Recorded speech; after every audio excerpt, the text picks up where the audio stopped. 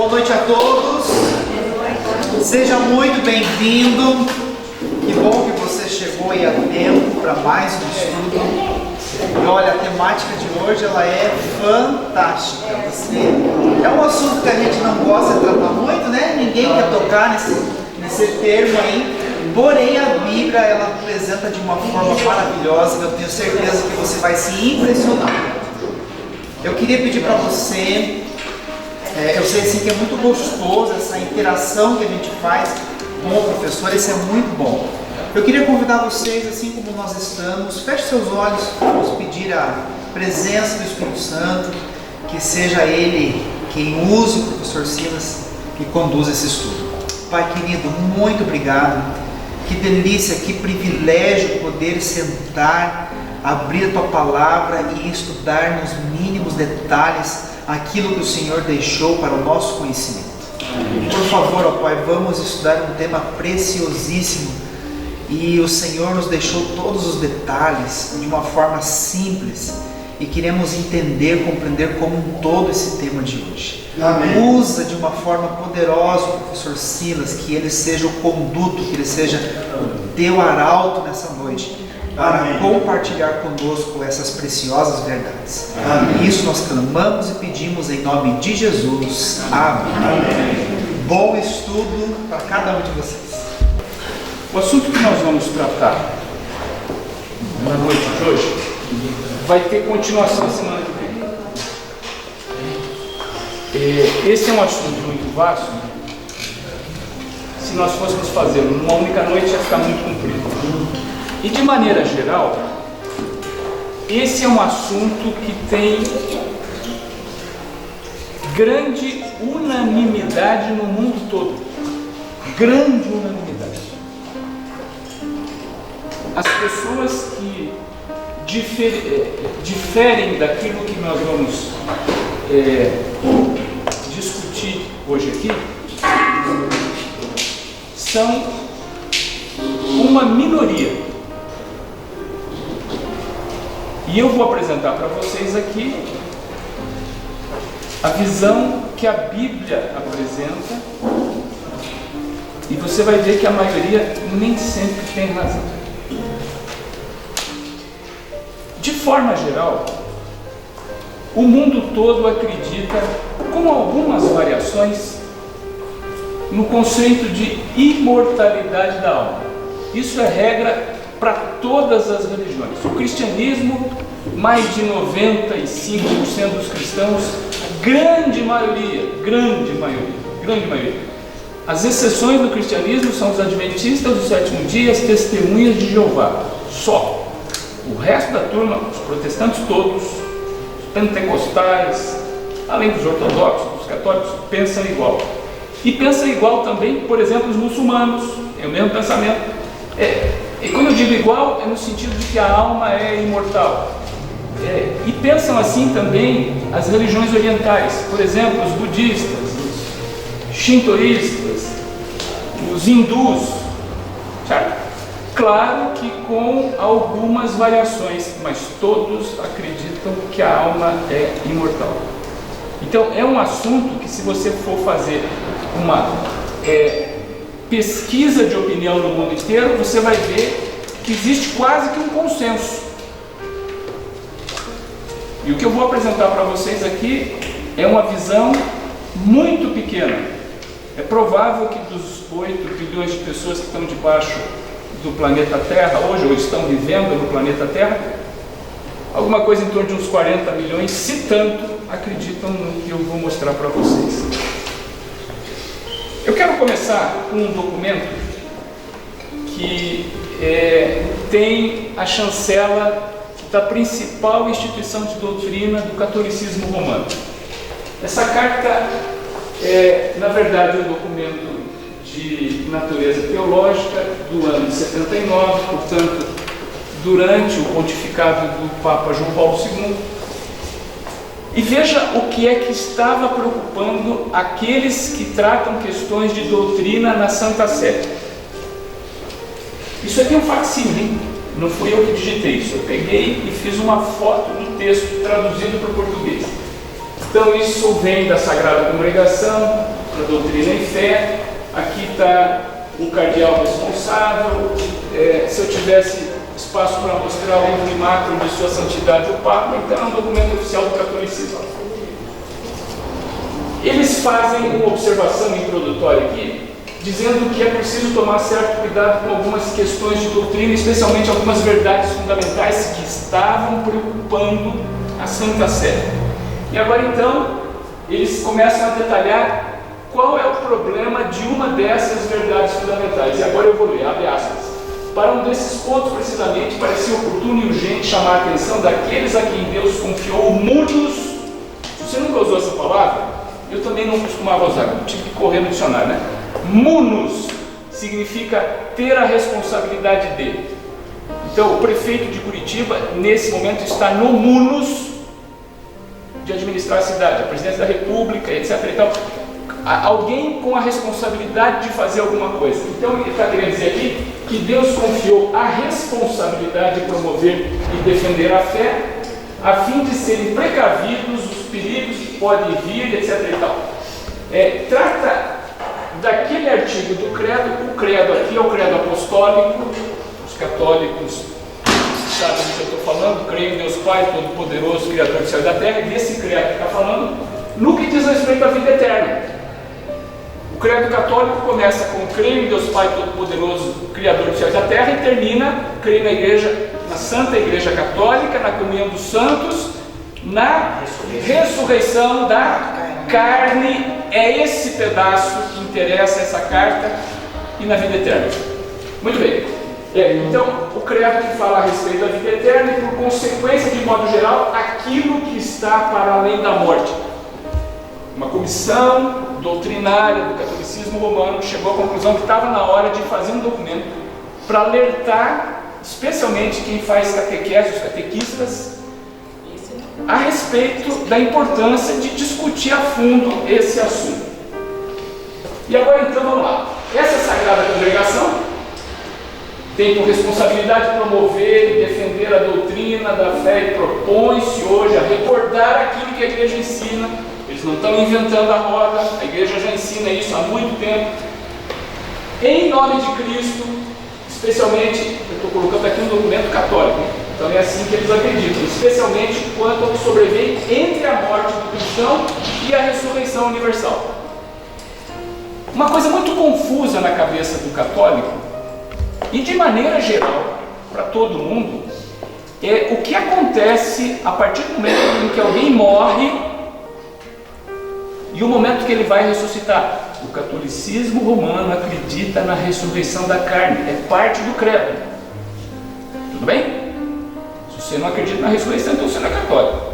Creio na ressurreição da carne.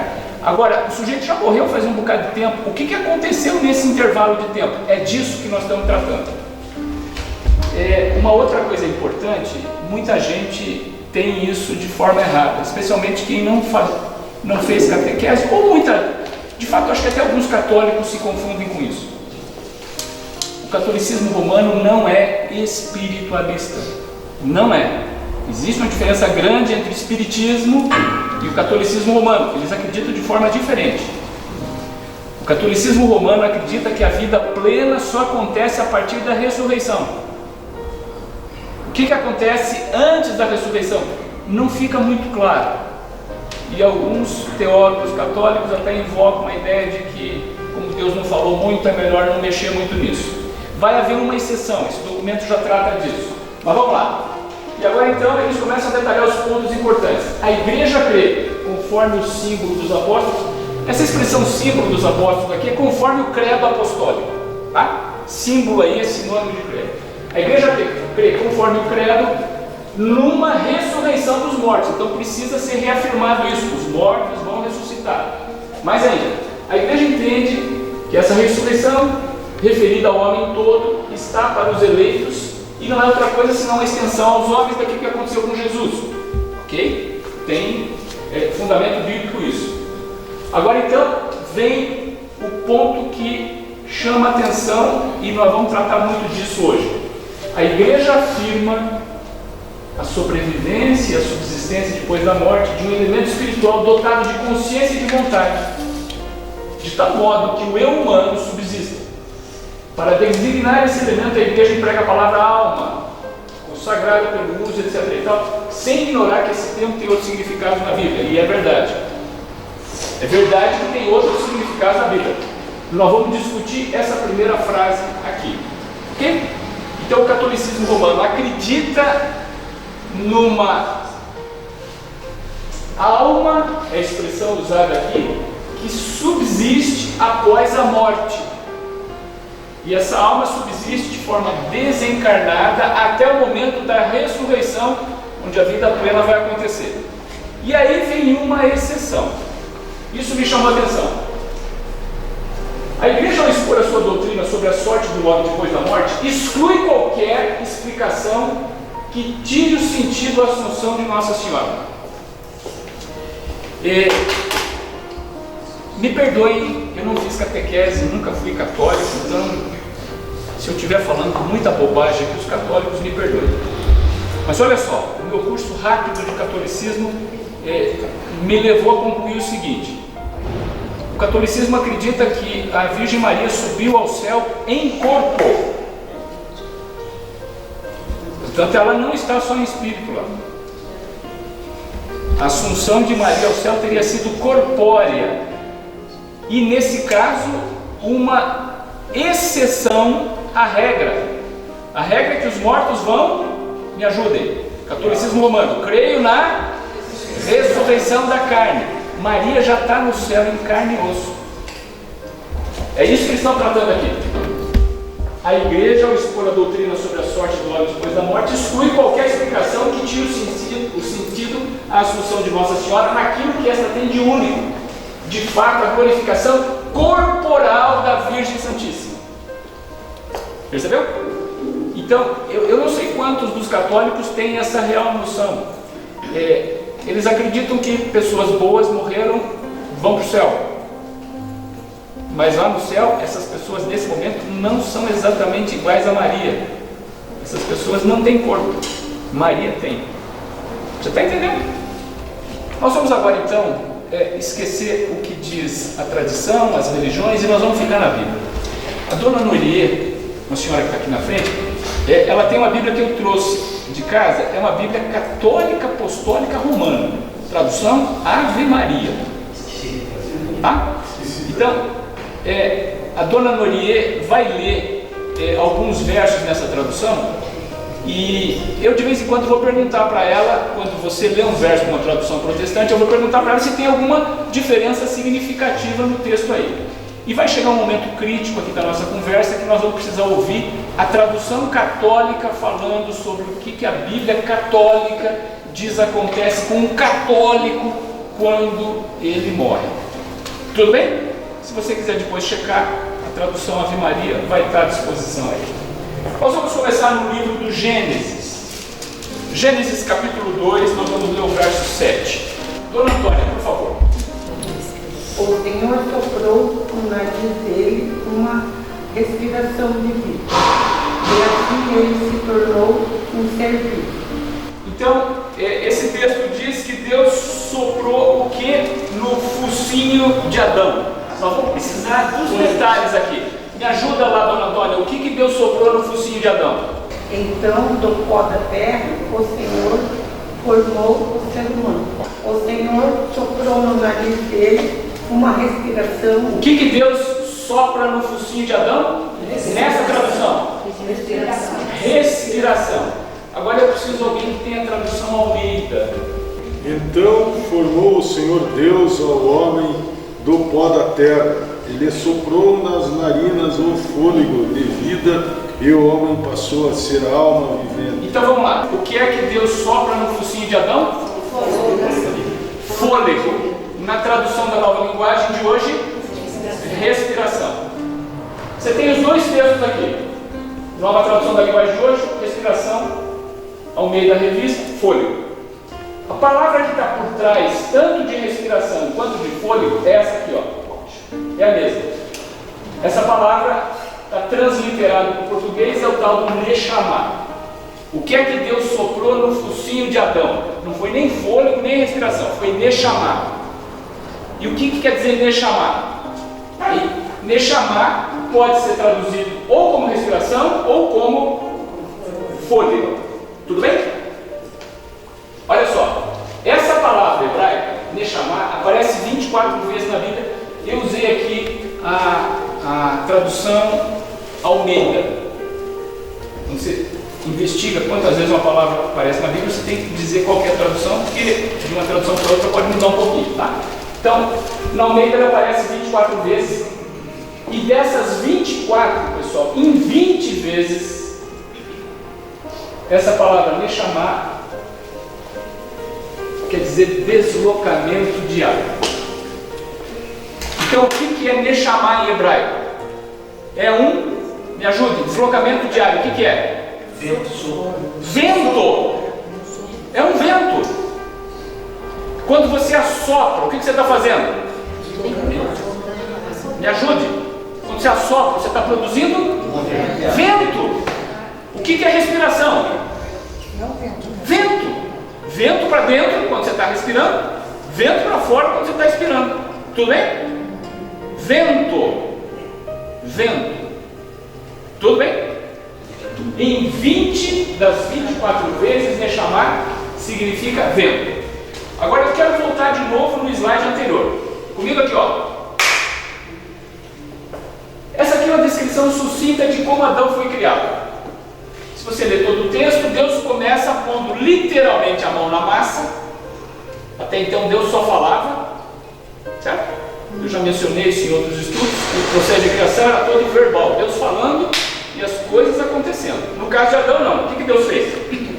Meteu a mão na massa, modelou um buraco, aliás, modelou um boneco de barro, certo? Naquele momento que Deus modela um boneco de barro, o que nós tínhamos? Barro.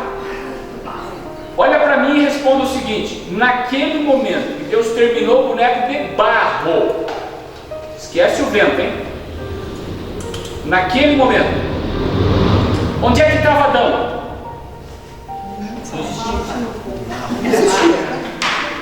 Pessoal, esse é o raciocínio mais importante da noite. Esse é o raciocínio mais importante da noite.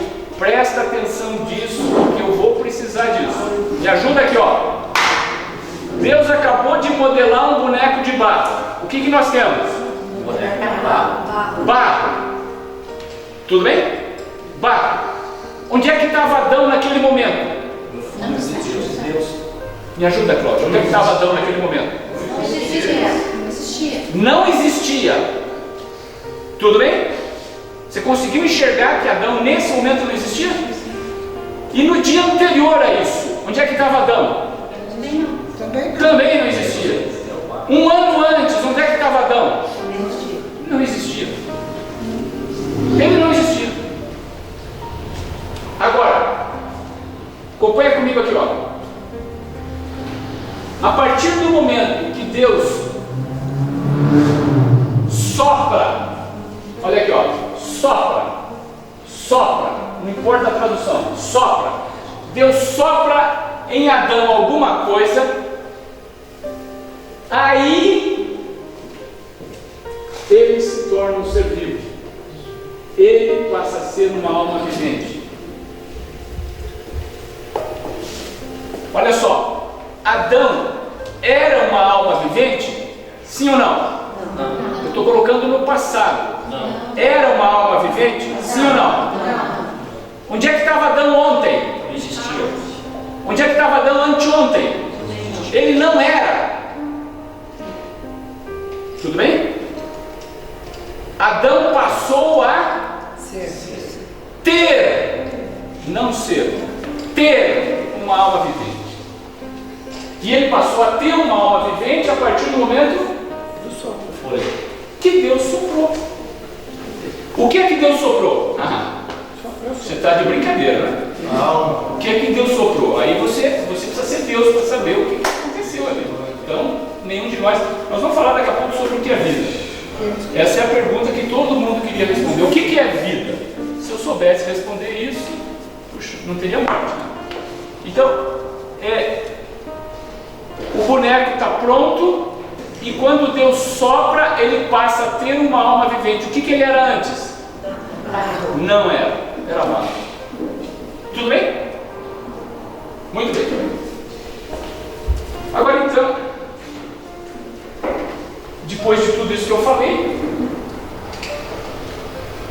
acho que está claro para você que na definição bíblica, vida é o quê? Respiração, Algo que vem de Deus.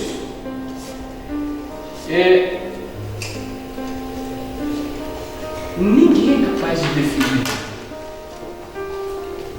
Pena que eu não tenho nenhum médico aqui. Uma vez eu estava fazendo um estudo exatamente sobre esse assunto e tinha uma médica, era uma cardiologista. Eu chamei ela na frente. Doutora, defina para nós o que é vida. Eu fiz engenharia, né? Então engenharia é ótimo, quando você define as coisas, está resolvido. Motor a explosão. Motor a explosão é fácil. Você tem uma câmara de combustão, você tem um virabrequim, você mete um pouco de combustível, mete ar, explode aquele troço, o virabrequim vai girar, isso aí vai poder lá na frente fazer girar no eixo, você liga onde você quiser, daqui a pouco o carro está andando. Isso é um motor a explosão. Tudo bem? Motor a explosão. Agora então, doutora, defina para mim o que é vida.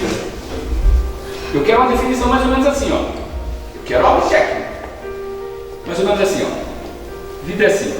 Você pega 2 átomos de carbono, um de oxigênio, coloca uma carga elétrica de tantos volts aqui, dá um chute na porta e aparece a vida.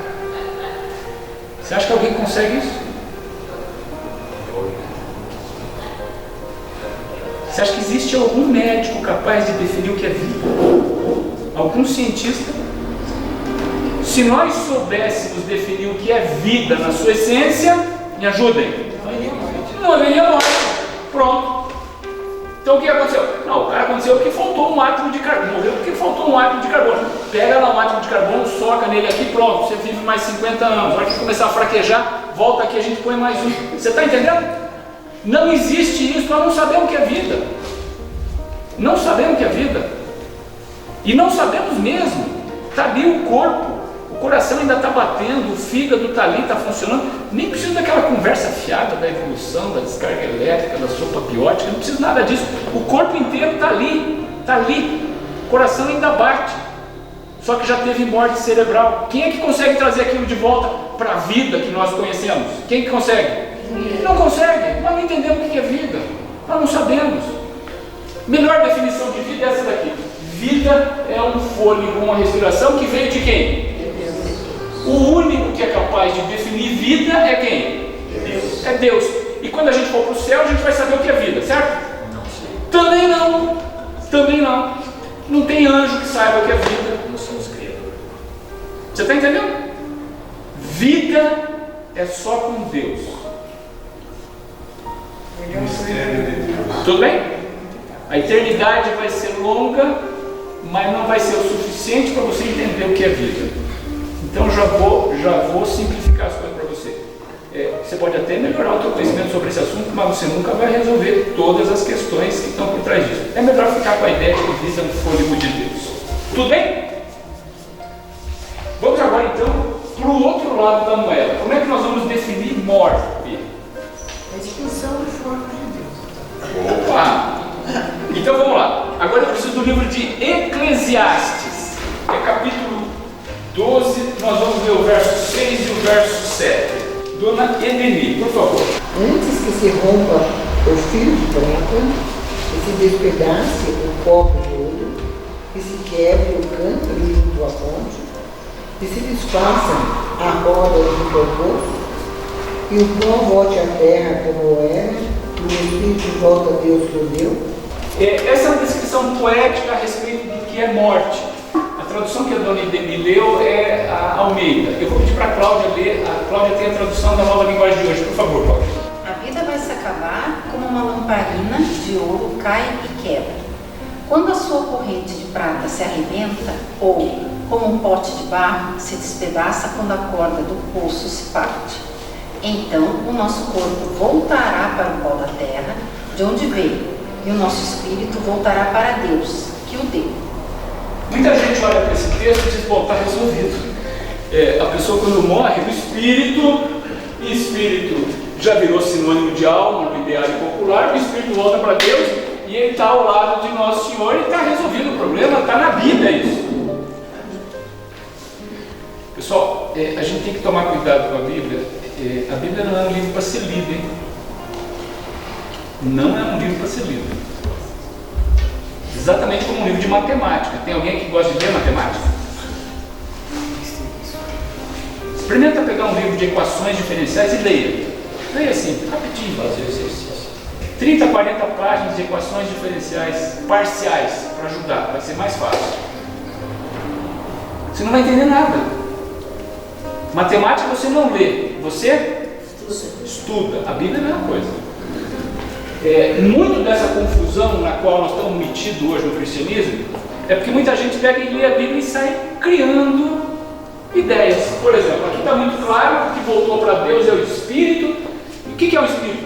Espírito é um negócio que não é bom chegar perto, porque sabe lá o que ele vai fazer e tal, mas a alma tem nada, está com Deus. É isso que todo mundo acredita. E eles usam a Bíblia para defender isso. Tudo bem? Bom, vamos lá. Antes de eu voltar esse texto aqui, eu preciso que você não esqueça o que nós falamos agora há pouco. Lá em Gênesis, Deus criou Adão do barro e Deus soprou o que no focinho de Adão? Fôlego. E a palavra em hebraico era Neshama. Lembra disso? Neshama. Tudo bem? Muito bem. Agora então aqui, Salomão, o autor de Eclesiastes, está fazendo referência ao mesmo texto bíblico que nós lemos agora há pouco. Ele está dizendo que a morte é o processo onde se desfaz aquilo que Deus fez no começo. E ele diz assim, ele está usando uma linguagem poética, né? Antes que a lamparina se quebre, que a corda se arrebente, que o pote se estraçalhe e o nosso corpo volte à terra, me ajudem. Como é que Deus fez? Primeiro fez um barro. Aliás, fez um boneco de barro. Então o corpo volte à terra e daí? E o espírito volte a Deus. Boa parte da confusão na qual nós estamos metidos dentro do cristianismo tem a ver com o fato de que em hebraico são duas palavras diferentes. No Gênesis, Deus sopra no focinho de Adão e deixa chamar. Aqui em Eclesiastes, o que volta para Deus não é Neshama, o que volta para Deus é Ruá. Aqui é a palavra, Ruá. Não importa a tradução. E agora então, muita gente entende que o Neshama é aquela respiração de Deus e o Ruá é a alma que vai ficar lá no céu, desencarnada até a ressurreição. 95% dos cristãos acreditam nisso que eu acabei de falar para você. Tudo bem? Muito bem. Quando você estuda um pouco sobre o significado dessa palavra ruá, que aparece em Eclesiastes, você vai ver que essa palavra ruá também pode ser traduzida como deslocamento de ar. O que era Neshama? Vento. O que é ruá? Em outras palavras, Neshama e Ruá são sinônimos. A Cláudia está fazendo uma cara de que entendi a confusão. Olha só aqui, eu sei que o teu hebraico não é dos melhores, e o meu é pior do que o teu. Então nenhum de nós aqui tem condição de trabalhar com hebraico, tá? Agora, o que eu quero que você escute é o seguinte: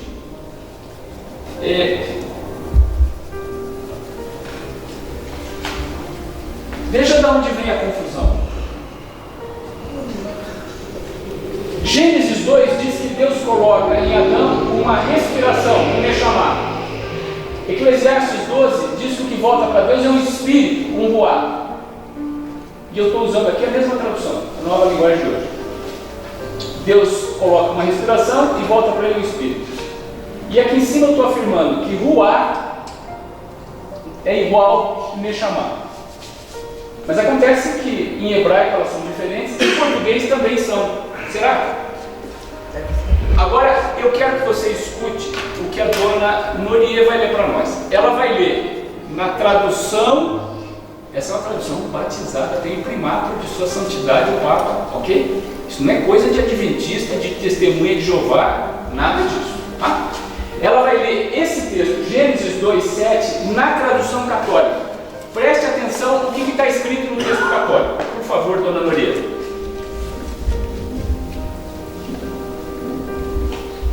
O Senhor Deus formou, pois, o homem do barro da terra, e inspirou-lhe nas narinas o sopro da vida, e o homem se tornou um ser vivente. Então, a tradução católica diz que Deus inspirou em Adão o quê? Não, eu quero as palavras do jeito que está no texto católico. Soprou nas narinas o que, dona Maria? O sopro da vida. Sopro de vida. Guarde isso na tua cabeça, tudo bem? Deus coloca nas narinas de Adão o sopro de vida. Agora, dona Maria, ela vai ler o mesmo texto em Eclesiastes 12, 6 e 7. Antes que se rompa o cordão de prata, que se despedace a lâmpada de ouro, antes que se quebre a bilha na fonte e que se fenda a roldanha sobre a cisterna, antes que a poeira retorne à terra para se tornar o que era, e antes que o sopro de vida retorne a Deus que o deu. O que é que Deus sopra no focinho de Adão, de acordo com a tradição católica? Sopro de vida. Está aqui. Aqui está o texto católico, essa tradução da Ave Maria. E o que é que volta para Deus, dona Norie, quando o sujeito bate as botas? O sopro. Também. Sopro. Me ajudem. O que volta para Deus é o sopro de vida. Em outras palavras, o que volta para Deus é aquilo que Deus colocou no início. O mesmo sopro que Deus colocou em Gênesis 2 é o que volta para ele. Portanto, quando Adão morreu, o corpo dele virou pó. E o sopro, o que mantinha ele vivo, Adão hoje está no mesmo estágio que ele estava um dia antes da criação. O que era Adão antes da criação? Não era. O que é Adão hoje? Não é. A mesma coisa. Você está entendendo? É por isso que eu digo para você o seguinte: o ideal mesmo é que a gente conhecesse grego e hebraico. Isso seria o ideal. Na verdade, melhor que grego e hebraico, o melhor é se a gente tivesse conhecido Moisés e Jesus. Então aí a gente não ia depender nem da Bíblia, ia ter escutado Moisés, ia ter escutado o sermão de Jesus, isso seria sensacional. Bom, já que não dá para fazer isso, então o ideal é conhecer grego e hebraico. Também não é muito fácil. Então aí, pessoal, o caminho mais curto para você estudar de fato é ter tantas traduções da Bíblia quantas você for capaz de ler e entender. Tantas quantas. Saiu recentemente uma em português. Eu não sei quais os idiomas que você fala. Você fala espanhol? Arruma a tradução em espanhol. Tenha lá a tradução das Testemunhas de Jeová. Eles têm uma tradução chamada Torre de Vigia. Consiga uma Bíblia das Testemunhas de Jeová. Consiga uma Bíblia católica. Consiga tantas traduções quantas você puder ler. E quando você pegar um verso difícil, leia em todas as traduções. É surpreendente, é inacreditável a gente chegar à conclusão de que a melhor Bíblia para estudar o estado dos mortos é a Bíblia católica.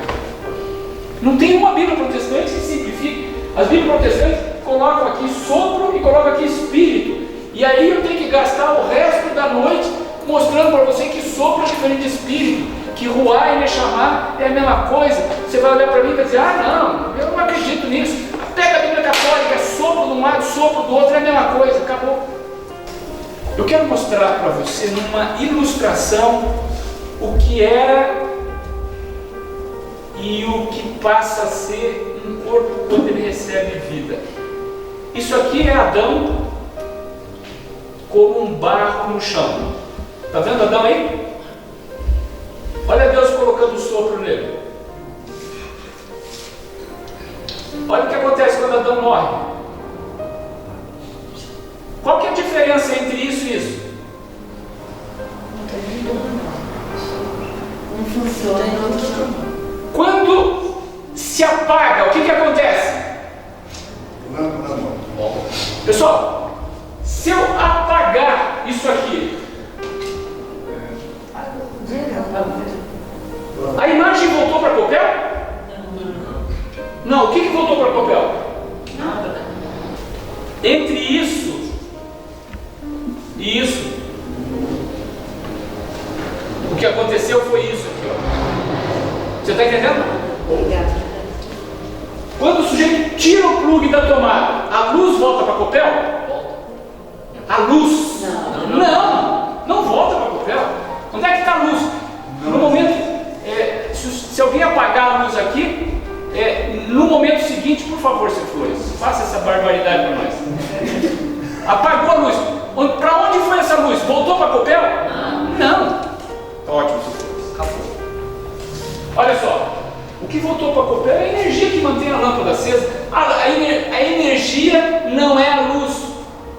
A energia elétrica não é essa imagem. Você está entendendo isso?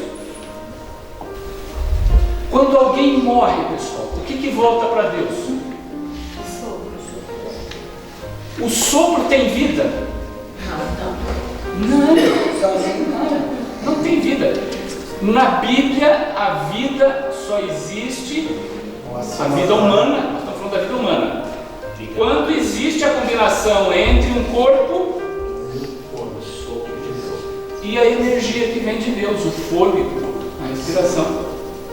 Está fazendo sentido isso? Tudo bem? Eu sei que para muita gente aqui é um choque. É um choque. Que vai contra tudo que você acreditou. Mas é o que está na Bíblia. E está na Bíblia Católica, tradução de Maria.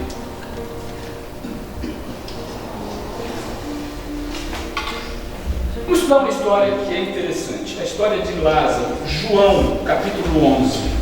Evangelho de João, Mateus, Marcos, Lucas, João. Por favor, dona Liliane, verso 1. Estava enfermo certo Lázaro, de Betânia, aldeia de Maria e de sua irmã Marta. Essa pessoa aqui, chamada Lázaro, aparece poucas vezes na Bíblia e todas as vezes que ela aparece no livro de João. Semana que vem nós vamos falar de Lázaro também, mas é um Lázaro que aparece em Lucas e é o Lázaro de uma parábola que não tem nada a ver com esse Lázaro aqui, tá? Então o Lázaro de hoje, de João 11, é uma pessoa de carne e osso, irmão, provavelmente mais novo, de duas senhoras, uma chamada Marta e outra chamada Maria. Essa Maria é a mesma que nós estudamos como um dos personagens da Bíblia recentemente. Tá? O Lázaro da semana que vem é uma figura alegórica que Jesus colocou numa história. Nós vamos tratar disso só semana que vem, o Lázaro de Lucas 16. Tá? Muito bem, esse Lázaro aqui era uma pessoa e ele estava doente. Vamos ver o que acontece na sequência. Doutor Alexandre, versos 5 e 6. Jesus amava Marta, a irmã dela, e Lázaro. No entanto, quando ouviu falar que Lázaro estava doente, ficou mais 2 dias onde estava. Veja só, você não pode deixar passar desapercebido o conceito de que Jesus amava muito Lázaro. Era uma das poucas famílias que tinha o privilégio de receber Jesus repetidas vezes em casa. E esse é um privilégio espetacular. Você já imaginou? Ter Jesus sentado na sala de estar. Uau! Na cabeceira da mesa. Quem vem jantar hoje? Hoje vem Jesus. Isso aconteceu várias vezes com essa família. Muito bem. Então, Jesus ficou sabendo que Lázaro estava doente e Jesus aparentemente não se importou. Isso causou um choque, não só para a família de Lázaro, que esperava que Jesus viesse rapidamente para curar Lázaro, Mas em especial para os discípulos que sabiam que Jesus gostava de Lázaro, eles não entenderam nada. Não entenderam nada. E agora então a história continua no verso 11. Doutora Neuza, por favor. Depois ele disse: Lázaro adormeceu, mas agora eu vou lá despertá-lo. Veja só, quando Jesus disse que Lázaro tinha dormido, a tradução da nova linguagem de hoje, Jesus diz assim: Lázaro está dormindo e eu vou lá acordá-lo. Eu tenho certeza que os discípulos entenderam isso literalmente, que Lázaro tinha cochilado, né? E eles devem ter dito: olha, Senhor, é melhor nem o Senhor acordar, porque se ele está dormindo, deixa ele descansar. Mas sim, o sujeito passou muito mal, teve um pós-operatório bem complicado, e agora ele está dormindo. Quem que tem coragem de lá acordar? Não vamos acordar, deixa ele dormir, Senhor. Deixa ele dormir. Está precisando, é bom para a recuperação dele. Tá? Os discípulos entenderam Lázaro dormindo como sendo algo literal. Olha o que Jesus precisou fazer. Verso 12, seu Milton. Aliás, o seu Irani, por favor. Senhor, se ele está dormindo, isso quer dizer que vai ficar bom, disseram eles. Então os discípulos disseram: nem vamos mexer com ele. E agora então, verso 13 e 14. Lá no fundo, Dona Marta, por favor. Mas o que Jesus queria dizer era que Lázaro estava morto. Porém, eles pensavam que ele estivesse falando do sono natural. Então Jesus disse claramente: Lázaro morreu.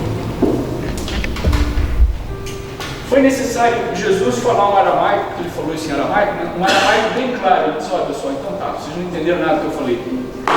Lázaro morreu. Morreu. E ele já morreu faz um bocado de tempo. E agora nós vamos lá. Quem que era Lázaro? Lembra disso? Jesus ia na casa dele, não é assim? Jesus era amigo da família, tudo bem? Agora me ajudem com a tradição popular. 95% dos cristãos, talvez até mais, pensam exatamente assim: alguém que é realmente bom, alguém que Jesus ama, Jesus já esteve na casa dele, Jesus já comeu na cabeceira da mesa dele, Jesus estava lá no sofá da sala de estar dele. Um sujeito desse, quando morre, para onde é que ele vai? O Senhor Deus. A tradição popular diz que Lázaro já estava no céu, né? Vamos ver o que acontece? João 11, 38 e 39. Dona Vilma, por favor. Jesus ficou outra vez muito comovido. Ele foi até o túmulo, que era uma gruta com uma pedra colocada na entrada, e ordenou: tirem a pedra. Marta, irmã do morto, disse: Senhor, ele está cheirando mal, pois já faz 4 dias que foi sepultado. Quando Jesus chega, Lázaro tinha morrido já fazia 4 dias. Você sabe que até hoje o nosso hábito é sepultar uma pessoa que morra no máximo 24 horas depois do acontecido. Para não haver esse sepultamento, tem que ser uma coisa assim muito especial. De repente uma viagem, o sujeito morreu no estrangeiro, querem trazer para cá, tem que embalsamar o corpo, é uma confusão danada. A regra, o sujeito morreu hoje, até amanhã à tarde ele tem que estar sepultado. Porque começa a cheirar mal, fica ruim para todo mundo. Além do... É algo terrível. Vocês sabem que morte é um assunto bom. Marta, a irmã mais velha, disse: Senhor, o senhor vai tirar a pedra? E ele está cheirando mal, senhor. Não faça isso, isso é um sacrilégio. Olha o que Jesus faz. Dona Mercedes, diga para nós, é o verso 43, João 11, 43. E tendo dito isso, clamou com um depois: Lázaro, vem para fora. Jesus manda tirar a pedra. Alguém tira a pedra. E eu posso garantir para você que no momento que a pedra saiu da frente, todo mundo pôs na mão, no nariz, o cheiro estava forte. E aí Jesus grita o que está aqui: Lázaro, vem para fora. Se você ver o resto do texto, você vai ver que Lázaro sai andando enfaixado. Que era assim que as pessoas eram sepultadas naqueles dias. Tudo bem? Muito bem. Agora, presta atenção nessa pergunta aí.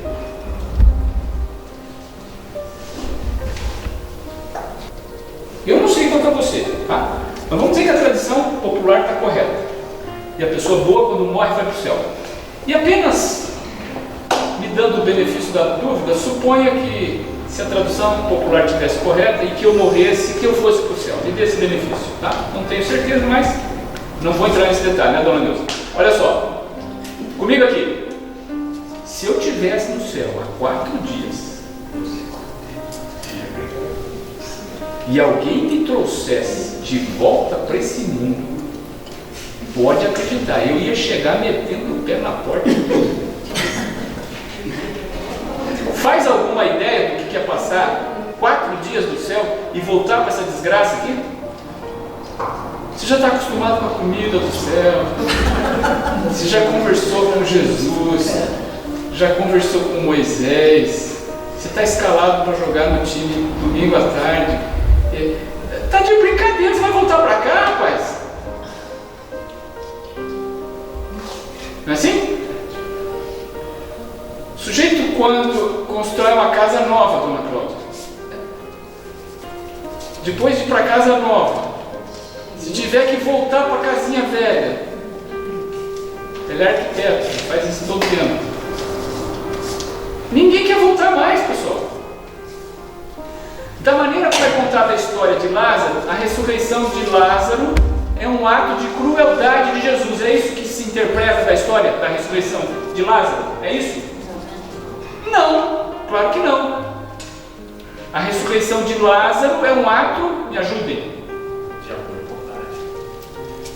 de bondade espetacular de Jesus. Deixa eu te contar uma outra história interessante aqui, ó. O livro de João é um evangelho diferente dos outros. Nós temos Mateus, Marcos e Lucas. Esses evangelhos são chamados de sinóticos. Vou ter que conversar com o pastor Walter para entender o que quer dizer isso. Mas assim, resumidinho, depois você entra no detalhe com o pastor Walter. Eles são chamados de sinóticos porque eles contam mais ou menos a mesma história, com alguns detalhes a mais ou menos, mas é mais ou menos a mesma história. Mateus, Marcos e Lucas. João é diferente. Quer ver só? Mateus e Lucas contam a história da manjedoura, dos magos, lembram disso? Como é que começa João? João já chega com o pé na porta. No princípio era o Verbo. O Verbo estava com Deus e o Verbo era Deus. Todas as coisas foram feitas por meio dele, e sem ele nada do que foi feito se fez. E o Verbo se tornou carne e eu vi. Ponto. Uau! Não falou de Maria, não falou de nada. O evangelho de João é diferente. É um evangelho único. É por isso que acredita-se que João foi o último dos evangelhos a ser escrito, talvez um dos últimos livros da Bíblia a ser escrito. Não faz o menor sentido alguém começar a escrever a história de Jesus do jeito que João escreveu. Faz todo sentido escrever como Lucas, contando desde o início, para quem nunca ouviu falar de Jesus, como Mateus, mas como João não. Então só faz sentido o evangelho de João depois que os outros 3 já estavam escritos. Está entendendo? Então todo mundo já conhecia a história de Jesus, mas tinha muita gente nos dias de João. Estamos falando aí no final do 1º século da era cristã. Jesus já tinha morrido, ressuscitado, tinha ido para o céu há uns 50, 60 anos, talvez um pouco mais, um pouco menos. Muita gente já não acreditava que Jesus era Deus, por isso que João começa com o pé na porta. E aí o que João faz? João não faz muita referência aos milagres de Jesus. Não, ele conta, e ele nem chama de milagres, ele chama de sinais. E ele vai colocando os sinais ou os milagres que Jesus fez numa escala de importância. Adivinha qual que é o último milagre? A ressurreição de Lázaro. E é só João que conta a ressurreição de Lázaro. É por isso que eu disse para você que a história de Lázaro não aparece em nenhum outro evangelho. Tudo bem? Então, João usa a ressurreição de Lázaro como sendo a cereja do bolo para mostrar que Jesus era alguém excepcional, alguém capaz de ressuscitar uma pessoa que morreu há 4 dias. O sujeito já estava podre lá na sepultura e Jesus ressuscita ele. Porque tinha aquela conversa de que as outras ressurreições que Jesus fez, por exemplo, a filha de Jairo, a menina tinha morrido às 10 horas da manhã, Jesus chegou para ressuscitar às 11h30. Não, acho que nem morreu, ela teve uma parada cardíaca, e daí o pessoal, entendeu? O filho da viúva tinha morrido às 8 da manhã, às 2 da tarde, de repente também eles se atrapalharam. Não, Lázaro estava podre, 4 dias, estava cheirando mal, as pessoas sentiram o odor fétido sair de dentro da sepultura de Lázaro, antes do Lázaro levanta-te. Você está entendendo? Agora olha para mim. Isso foi ou não foi algo bom na visão de João? Eu vou perguntar aqui para a dona Marta. Suponha que o Lázaro fosse irmão mais novo da dona Marta, como era irmão mais novo de uma Marta lá no Velho Testamento. Isso seria bom ou ruim, dona Marta? Você está vendo?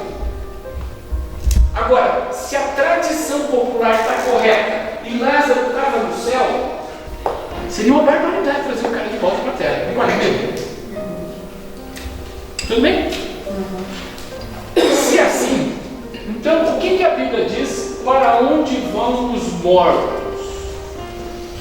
Vamos deixar a Bíblia falar. Vamos para o livro de Eclesiastes de novo, capítulo 9, versos 5 a 6. Olha só. Esse é um texto importante da Bíblia porque ele descreve com muita clareza para onde vai alguém que morreu.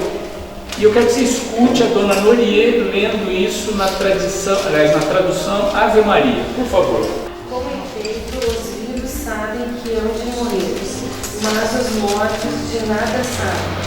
Para eles não há mais recompensa, porque sua lembrança jaz no esquecimento. Amor, ódio e inveja acabaram. Não terão mais parte alguma para o futuro do que se faz debaixo do sol. Eu estou usando aqui a nova tradução da linguagem de hoje. Os vivos sabem que vão morrer. Gente como você e eu sabemos que se Jesus não voltar nos próximos anos, desgraçadamente nós vamos morrer. Tudo bem? Agora, o que os mortos sabem? Não sabem. Não sabem. Não sabem. Os seus amores, os seus olhos, as suas paixões, tudo que eles tinham. Se tem uma coisa que não tem nada de bíblica, é aquela história da esposa que diz assim para o marido: olha, cuidado, se eu morrer, se arrumar uma lisgoia, eu vou voltar a puxar o pé da cama dos dois. Isso não existe, pessoal. Os amores, os olhos, as paixões, isso tudo foi embora. Eles nunca mais tomam parte naquilo que acontece nesse mundo. Não tomam mais, acabou. E você vê isso na tradição católica. Agora, como é que se harmoniza isso com aquele documento que eu mostrei para você, da Sagrada Congregação para Questões de Doutrina e Fé, que diz assim: acreditamos que a alma é consciente. Como consciente? O que volta para Deus é o sopro de vida, os mortos não sabem nada. E você vai dizer: não, mas isso aí é o único texto, isso pode estar mal traduzido. Vamos deixar o Eclesiastes continuar falando. Doutor Alexandre, verso 10, por favor. O que as suas mãos tiverem que fazer, que o façam com toda a sua força, pois na sepultura, para onde você vai, não há atividade nem planejamento, não há conhecimento nem sabedoria. Tá? Olha só, o mundo dos mortos, essa expressão mundo dos mortos, o pastor Walter tem uma pesquisa interessante sobre isso. Tem algumas palavrinhas por trás disso aí, uma palavra hebraica, Sheol, né, pastor? E a palavra grega Hades é a mesma coisa, que quer dizer, Hades está muito traduzido na Bíblia como inferno, certo, pastor? Se eu errar aqui, o senhor me ajuda. Tanto Hades, do grego, que é o mundo dos mortos, como Sheol, do hebraico, o mundo dos mortos, quer que eu traduza para vocês, assim, num português bem claro? Cemitério. Cemitério. Tudo bem? Então, o que tem lá no cemitério? Eu estou falando sob o ponto de vista dos mortos. Não estou falando dos vivaldinos vivos que estão lá dentro do cemitério. Isso é outra conversa. Tá? Então, os mortos, eles não sabem nada, não fazem nada, não têm pensamento, não têm conhecimento, não tem nada. Não tem nada. Isso quer dizer então que eu não acredito no sobrenatural? Não, não falei isso. Não falei isso. Não falei isso. Existem eventos de natureza sobrenatural? Sim, existem. E aí eu não estou falando de trapaça, não. Estou falando de coisa muito mais sofisticada do que isso. Agora, esses eventos de natureza sobrenatural têm a ver com os mortos? Não. Não. Não. Não tem a ver com mortos. A Bíblia é clara em dizer que os mortos não sabem nada, eles não fazem nada. Tudo bem? Aí você vai dizer assim para mim, então como é que você acredita em evento sobrenatural? Se os mortos não sabem nada, então quem é que abriu a porta? De onde vem aquele barulho dos passos que eu escuto? Veja, eu não estou falando de alucinação coletiva. Aconteceu comigo. Papai era pastor, chegou numa cidade e não tinha casa para alugar. Até que apareceu uma casa. A casa era espetacular. O valor do aluguel era baixíssimo. Pensei, foi um milagre de Deus. Né? Até que eu comecei a conversar com os colegas que eram vizinhos nossos. E eles diziam assim para mim: como é que você tem coragem de morar lá nessa casa? A melhor casa que eu já morei. A casa do pastor é sempre complicado. Puxa vida. E no meu caso eram 6 meninos, 5 meninos, uma menina. Olha, quase sempre era 2 quartos, um para os meninos e outro para a menina. Então aquela casa era grande, tinha quarto para todo mundo, uma beleza. E o pessoal dizia assim: mas como é que você mora lá? Eu falei: não, é espetacular para mim. Falei: mas você não sabe o que aconteceu? Eu não sabia. O último vizinho tinha se matado, aliás, o último morador tinha se matado com um tiro na cabeça dentro do banheiro da casa. Pior, as pessoas diziam que um morador que se mudou para lá logo depois começava a escutar gemidos, passos. A casa era assombrada e eu estava morando na casa. Para piorar a situação, era aquelas casas com piso de madeira, quando você faz qualquer coisinha, sabe? Bom, exatamente. E tinha porão aí. Uma madrugada dessa, a gente escutou um gemido assim, daqueles de cortar algo. Eu vou encurtar a história. Tinha um cachorro alugado que entrava no porão da casa. Agora, depois de ter escutado tudo que eu tinha ouvido, você acha que eu ia acreditar em cachorro alugado? Eu acreditava na Bíblia, mas que eu tinha escutado o bicho gemer, eu tinha escutado. Você está entendendo? Mas era cachorro. O inimigo, no caso não era... Não era sobrenatural. Não tinha nada sobrenatural. A casa era muito boa mesmo. Uma pena que a gente morou pouco tempo lá. Bom, agora, deixa eu falar para você de coisas realmente sobrenaturais.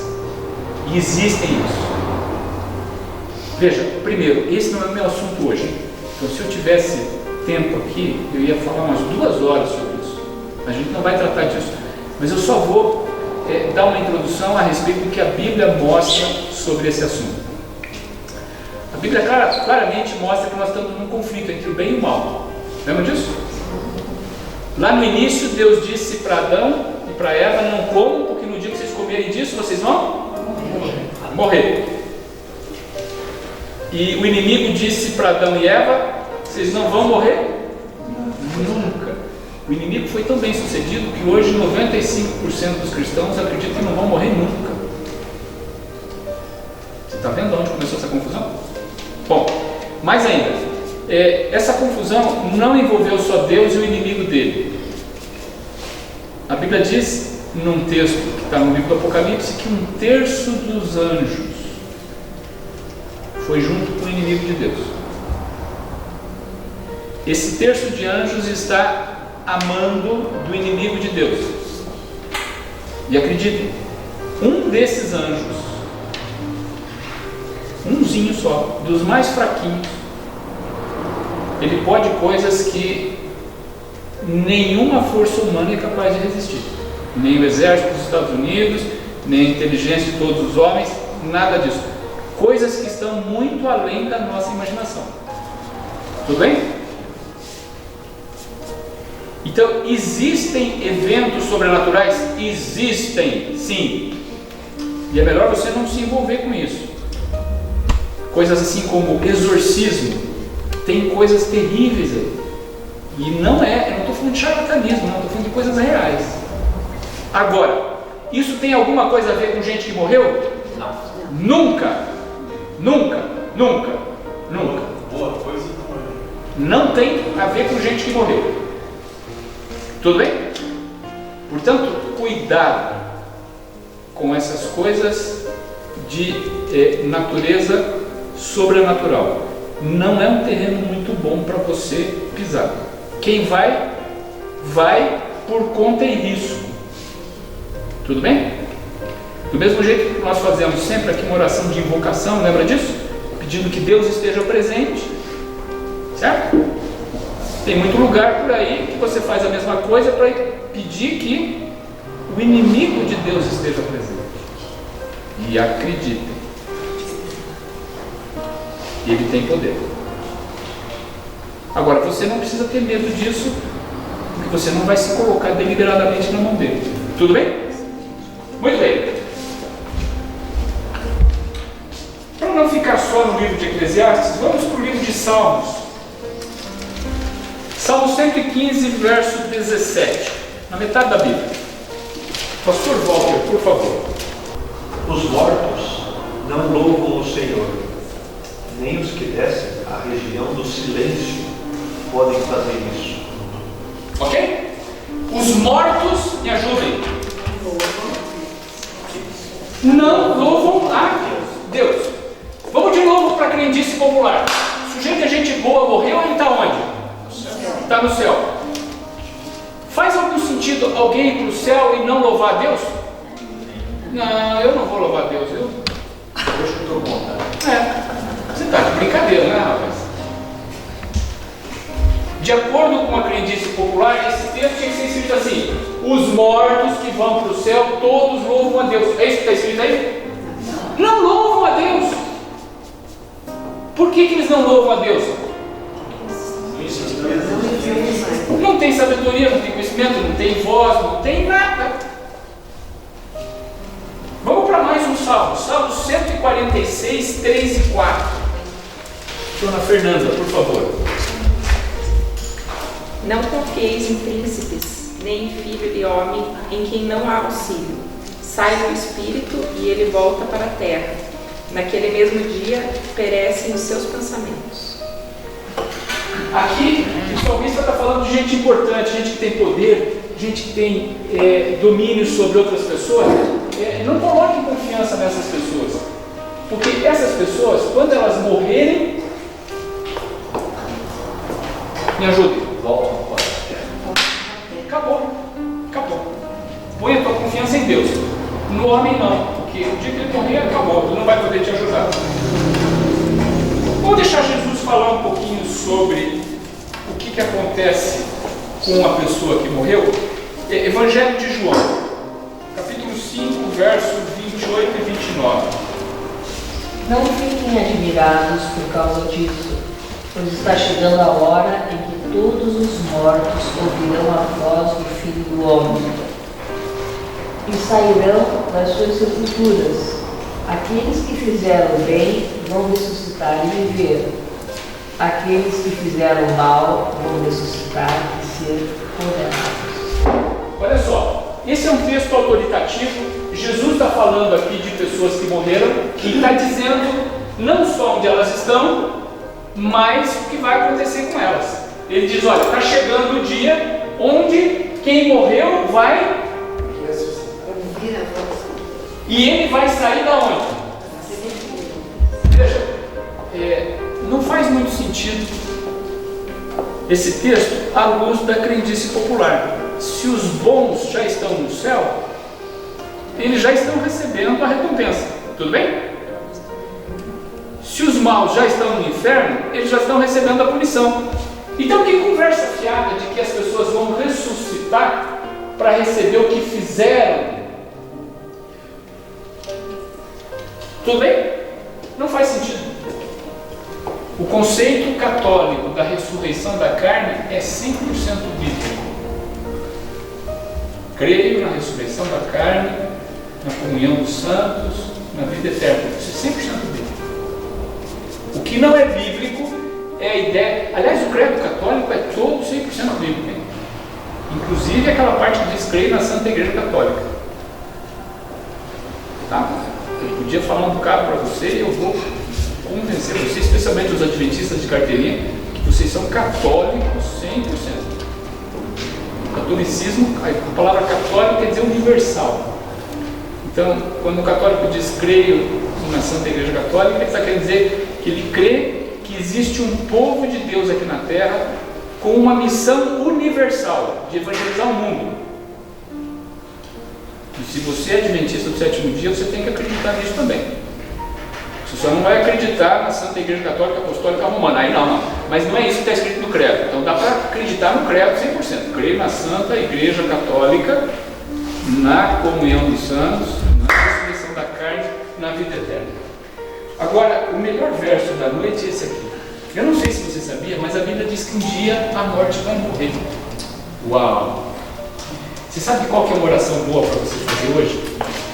Chegar em casa e dizer assim: Senhor, quando esse dia chegar, que o Senhor me permita viver para ver esse dia até o fim. Já imaginou você ver a morte, a desgraçada, fritando lá no inferno, e você só em cima da muralha dizendo yes, yes, yes. Vamos ver onde é que está escrito isso? Livro de 1 Coríntios, vocês estão em João, continue avançando. Romanos, 1 Coríntios, capítulo 15, verso 26. Dona Juleide, por favor.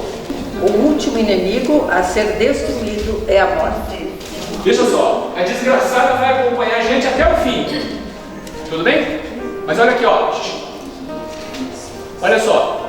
A desgraçada vai acompanhar a gente até o fim. Mas até o fim dela, não nosso. Você está entendendo? A desgraçada vai nos incomodar até o fim. Mas até o fim dela. Porque vai chegar uma hora que nós vamos ver isso acontecer. Deixa a Bíblia falar. Vamos para Apocalipse agora. Capítulo 20, verso 14. Por favor, doutor Alexandre. Então a morte e o Hades foram lançados no lago de fogo. O lago de fogo é a segunda morte. Você já imaginou? Que maravilha! Você ter o privilégio de ver esse dia chegar ao fim, quando a morte, o mundo dos mortos, o cemitério, todo o conjunto de desgraça que nos atormentou até aqui, o dia que isso tudo vai ser jogado nesse lago de fogo da segunda morte. E se você estava aqui, quando nós tratamos do assunto de quem é Jesus na semana passada, essa segunda morte é possível ser revertida? Não. A segunda morte não tem reversão. Quer dizer, a morte vai morrer de morte matada. Uau! Um dia isso vai acontecer. Eu queria ouvir um pouquinho o depoimento do pastor Walter. O pastor Walter, ele tem uma formação de teólogo. Isso não foi combinado, então ele está olhando para mim com cara de assustado. Olha só, o pastor Walter é teólogo. A formação dele é batista. Os batistas, como a maioria dos protestantes, acreditam de maneira muito parecida com o que acredita o catolicismo romano. Resumidamente, pastor, o que o senhor pensa desse assunto hoje? Isso é conversa de adventista, de testemunho de Jeová? O que o senhor imagina disso?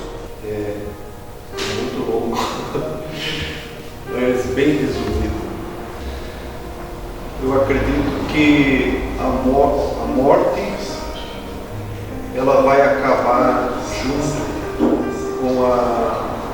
com os ímpios, com Satanás. receber o seu devido castigo, não sei por quanto tempo, mas haverá o aniquilamento. E esse negócio de morrer agora, pelos estudos que eu tenho feito sobre Hades e Seol, a conclusão que eu cheguei é que todas as palavras são referidas à sepultura, a término de vida, e se refere a um buraco que se coloca no chão, a pessoa se enterra, esse mundo dos mortos. E uma curiosidade que eu tive é que os gregos, antes de Jesus, já pensavam desta forma, que a alma vivia, né? E a Bíblia, posteriormente, foi influenciada por essa hermenêutica, né, de interpretação, em que a alma sobrevivia, mas biblicamente falando não tem base nenhuma, não existe base. Então você escutou aí um depoimento isento de alguém que não é membro da Igreja Adventista. O pastor Walter é um amigo nosso, batista, e isso que ele está falando contradiz uma doutrina fundamental batista. Na essência, os batistas e os católicos pensam muito parecido quanto a isso. Tá? Nós não vamos terminar esse assunto hoje, mas eu vou deixar uma pergunta aqui para você. E essa pergunta resume um bocado do discurso do pastor Walter. Né? Então, de acordo com a Bíblia, a morte é um estado de inconsciência. Então, aonde estão, de acordo com os textos bíblicos que nós vemos aqui, inclusive da tradução Ave Maria, aonde estão os mortos agora? Aonde eles estão? Eles não estão. Gostei da resposta. Eles não estão. Não estão. Não estão. Ponto. Porque estavam na sepultura e desmanchou e virou pó. E a energia que os mantinha vivos, que é o sopro que vem de Deus, né? O Neshama, o ar, seja lá o que for que Deus colocou aqui, volta para Deus. Isso não tem consciência, isso não tem capacidade de decisão, isso não é vida. Agora, as coisas ficam assim? Não. O pastor Walter mencionou. Nós vamos ter o quê? Ressurreição. Quantas? Duas. A gente viu isso a semana passada. Certo? Muito bem. Eu espero que você deixe que a mensagem da Bíblia comece a fazer sentido para você. Eu sei que para muita gente aqui isso é muito estranho, tá? Muito estranho. Especialmente quem tem origem na tradição católica. Estou vendo aqui algumas pessoas que arregalaram o olho no meio da conversa. Estude a tua Bíblia, converse com Deus e deixe Ele trabalhar com você.